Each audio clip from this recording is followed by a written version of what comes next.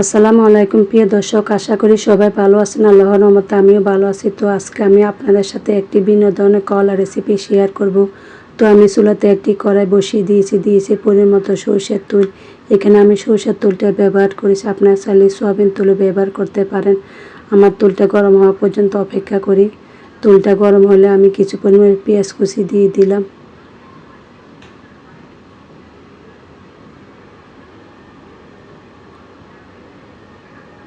খানিকটা সময় ধরে আমি পেঁয়াজটা ভেজে নিলাম।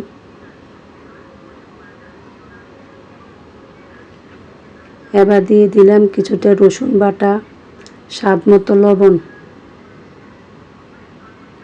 কিছুটা সময় একটু নেড়ে চেড়ে নিলাম।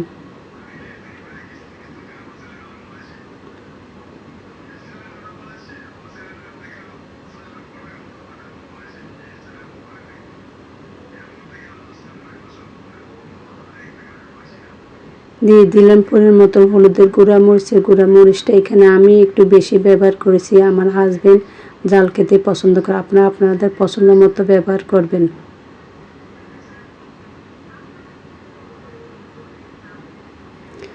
খানিকটা সময় আবার একটু নেড়ে চেড়ে নিলাম।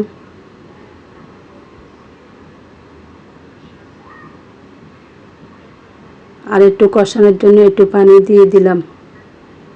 পানি দিয়ে একটু কষাইয়ে আগ থেকে ধুয়ে রাখা আমি সিমের বিচি আর শুটকিগুলো দিয়ে দিলাম।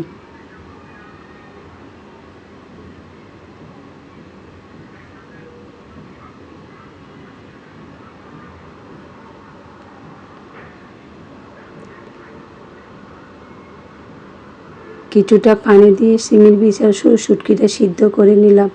এই পর্যায়ে আমার সিমের বিচি আর শুটকিটা সিদ্ধ হয়ে আসছে। এবার দিয়ে দিলাম আগ থেকে ধুয়ে রাখা করলাগুলো।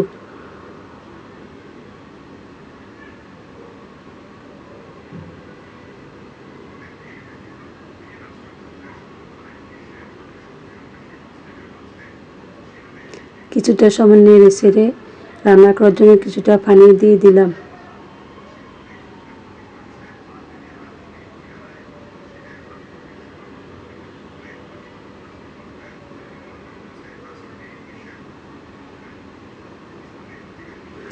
এই পর্যায়ে আমার করলাটা রান্না হয়ে আসছে। উপরে আমি কিছু ধনে পাতা ছড়িয়ে ছিটিয়ে দিলাম। কিছুটা সময় একটু নেড়ে চেড়ে দিলাম।